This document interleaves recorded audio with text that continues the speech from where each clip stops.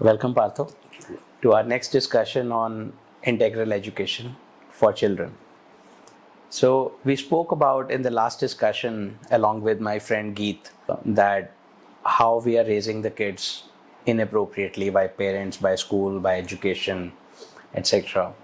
We spent some time debating on it later also, and we wanted to get some guidance from you that if we have to still send our kids to the normal schools, normal commercial schools, where they may not be holistically educated, developed, they may just focus on the curriculums or more analytical, mathematical abilities, memorizing things. How can we use rest of the time in children's day, evenings, weekends, to try and inculcate what's missing in the school or what the school is not doing well? Is there a way we can focus on certain other things? Are there some ideas you can share, given you ran such great schools which are focused on integral education? I've come a long way from there where I was running schools. Or even when I wrote the book on integral education. Yes. I wouldn't probably write that again. So if you allow me to share what I now understand. Please. After many years of work in this field. The first thing that we need to do with our children who come from schools is to cleanse them of the school. So you're saying what to do with them in the evenings or weekends. If they come to you after, 6 hours in school? Yeah. So at least 6 to 7 hours you need to clean them.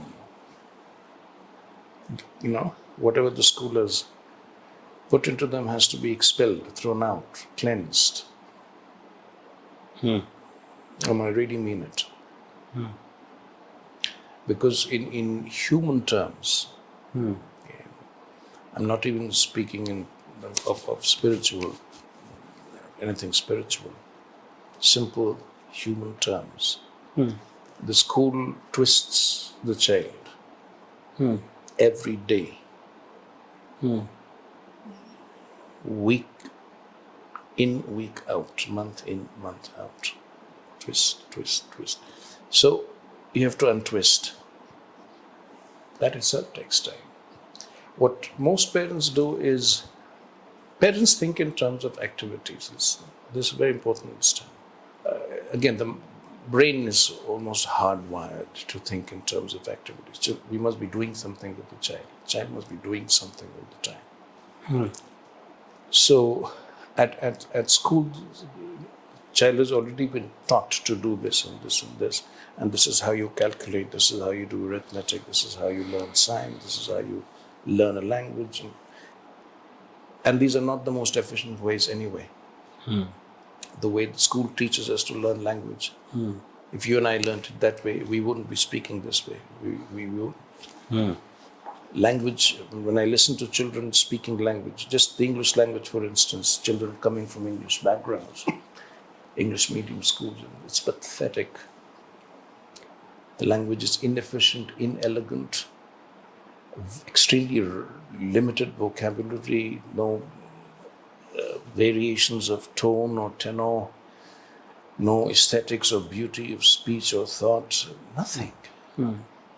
And year after year, generation after generation, schools are getting away with this farce of teaching language. And parents are very happy with it because they themselves don't have a standard.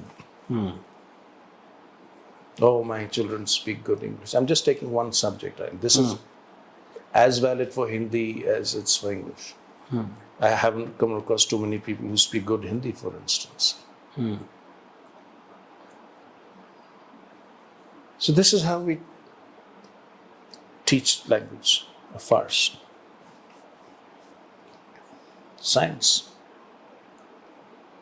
We destroy the beauty and the wonder of science completely by the time the child graduates out of school. He or she will hardly ever come back to that, the wonder of science. And I keep saying this to many of those who used to come for my education workshop, that has it ever struck you, have you ever reflected on this, that we are producing hundreds and thousands of students of science or mathematics or literature, class 10, class 12, university. How many scientists, mathematicians, literary geniuses, writers, poets, literateurs are producing? You won't even be able to count on your fingertips. Tell me, how many have we created over the last 10 years, 20 years, 30 years?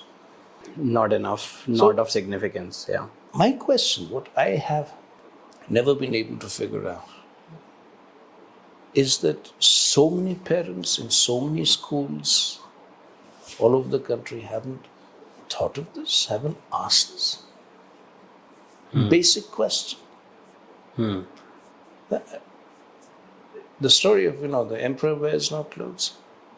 Do you mean to say there's not one person who can look at this educational farce going on in schools and say the emperor is not wearing any clothes? So when you ask this question, what to do with the children when they come back from school, I don't know. What do you do with them?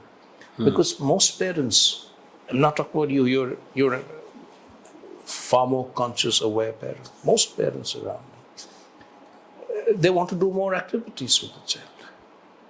Now you come back from school, now let's play tennis, let's play the piano, let's do this crayon work, let's learn how to do this, let's learn how to... Another school, a slightly different kind.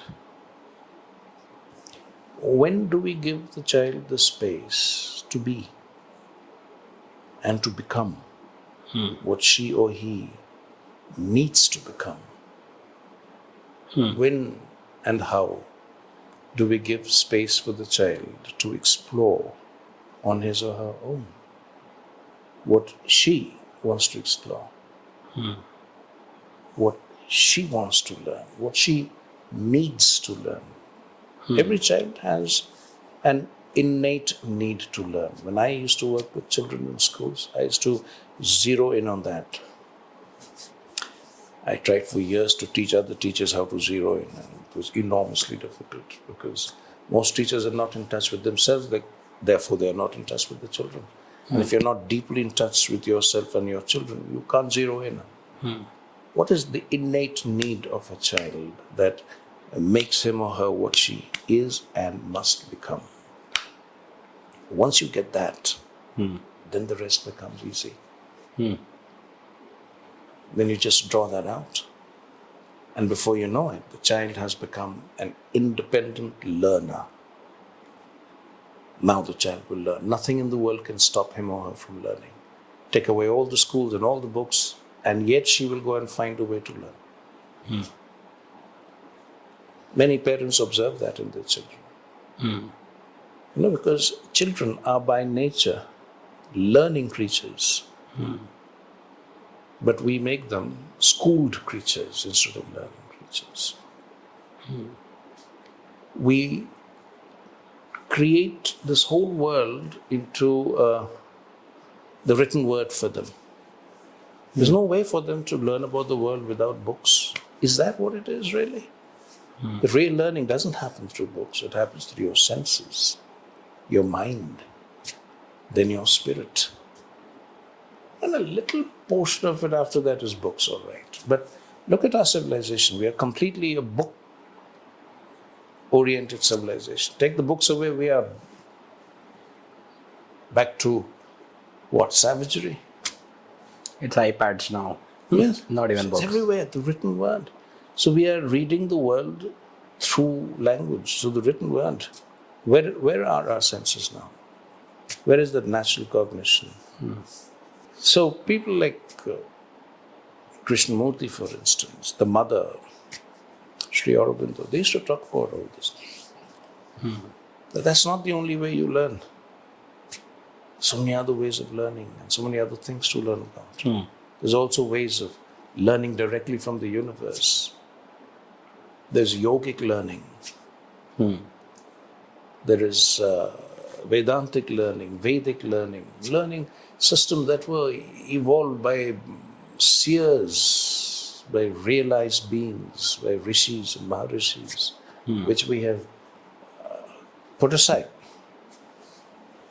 And we have got stuck with, I think, the worst possible way of education, which is worst possible way of educating the child, which is the British way of education. The Britishers brought this education with them, and they systematically destroyed our own educational system, our Gurukul and Vedic and Vedantic education system. They did their best to destroy it completely. And they replaced it, or did their best to replace it, with the English public school model, completely industrial mindset, industrial age mindset. And that's what we are following today. 70, 80 years after independence, we are still following that. Now, doesn't it strike? I mean, that's my next question. So many parents, teachers, educators, political leaders, social leaders, religious leaders, it strikes no one that we need to abandon that education system ASAP. So these are the reasons why I don't do education anymore, Kunal, because I'm thoroughly disenchanted. I get your point. Yeah? What I say is, take your children to the hills, to the rivers, to the cows, to dogs, to animals. Let them play with mud. I don't see children playing with mud anymore. And it's so good for them to play. We all grew up like that. And now doctors say that if you haven't played with mud, your gut health is never so good. Yeah.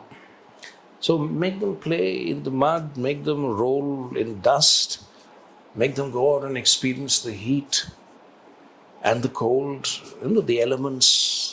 Make them play with animals, make them run around in the hills, give them a natural life.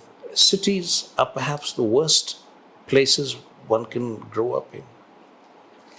Cities are hellholes. And very soon, each big city will become unlivable. Yeah. Already becoming unlivable. I was recently in New York, and I continuously kept thinking to myself, how do people live in this place? I mean, more than a week. And then I thought about it. I said, every big city is like that. Delhi, Mumbai, how do you live in places like that anymore? So get our children out of there. So if you want to do something with your children once they come back from schools, if they have to go to schools, that is, well, I don't know how you deschool them, but I think that's what's needed. A systematic deschooling and de-urbanization. Do you think it's better not to send them to schools at all? That's the best. But that's the most difficult.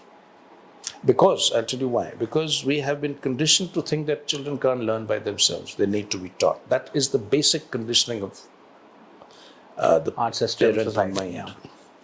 That's the social structure we are living in. That it's not just children cannot learn on their own and they need to be taught. We adults can't live by ourselves. We need to be governed. That's the mindset, The moment we shift this mindset, and I did that for 30 years I did that when I was working with children. We started with the premise that children do learn by themselves. They don't need to be taught. That's Sri Aurobindo's first commandment in teaching. Nothing can be taught. Everything is within. You just have to draw that out. So we start from that assumption, that premise that children left to themselves will learn, because they are basically learning. Every human being is a learning creature. If that were not so, civilization wouldn't have happened today. Yeah. We are learning creatures. Take a child, a group of children, leave them in the island, they will learn. Learning is natural to human beings. Being taught is not natural. The children have to receive the world, assimilate the world in themselves. You don't do that through reading books. You do that through engaging with life. And then you read books, not a problem. But first you engage with life. Our children don't engage with life. They don't engage with themselves. I know so many children now because I spent my whole life till recently with children and teachers and education. Children are emotionally stunted. They're spiritually not even there. And whatever little spiritual spark is in them, the school will destroy it in the first 3 years. And then following the famous school discipline system, they will destroy you emotionally. They'll make you pretenders. Every child is a pretender. They'll make you pretend. You can't be yourself. How many children can be themselves? So these are questions I think every parent must start asking. I'm not saying that everyone has to come to radical answers, but at least the act of questioning is liberating. If I may ask one last question for now. Let's say I don't send my kid to school. She wakes up in the morning. How would you suggest we go about feeling the life in a semi-urban city like Chandigarh, Yes. for example? So Chandigarh is no longer semi-urban, it is urban now. But okay, leave that aside. Not possible for you or anyone to get out of the cities. But you have to, the parents have to engage with their children deeply. Sustained, deep engagement. And find out from the child what she wants to do. That's the first thing. And then provide her with a rich environment, an environment which has all the resources for her to learn. Nowadays, of course, children being children, the first thing they will go is, if they don't go to the electronic devices, they will go to the books. So again, it's really the same scholastic agenda. So we have to free them from the scholastic agenda. I'm not saying these make them stop reading or stop engaging with their devices, that they won't do that, but at least open up other possibilities for them.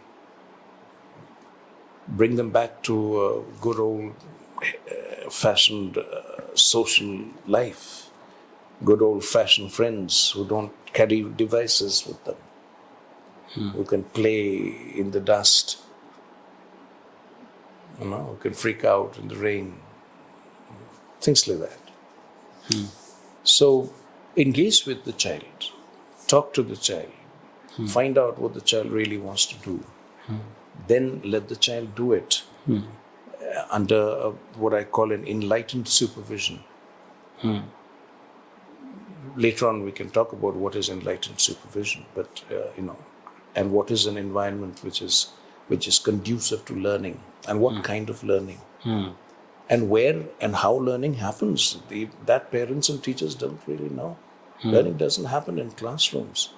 Learning happens when something very deep inside you opens. If we can open the child at what we call the psychic level, even intellectual learning, even academic learning will happen like magic. And then, of course, gradually bring them to abstract learning, how to bring science to the children. Instead of reading science textbooks, how to make them scientists in the mind. How to bring them to inquiry, exploration, investigation. These are things that will make them scientists. And then they'll find their own books. You don't have to do a thing. They will find their own books and their own research. It's a long process. It takes time, and it's not that I can sit down right now and tell you. But as you know, this will take time. I used to do a series of workshops with parents just to get them to this point where they knew, now I know how to engage my child. That itself would take a series of workshops. But yeah, it's possible. Sure. It's possible to de-school. Sure. So de-school is the outcome. De-school is the mantra. De-school has to be and it's the future. Yeah. De-school is the future. Great. Thank you, Partho. Thank you for My pleasure. great insights. Thank you.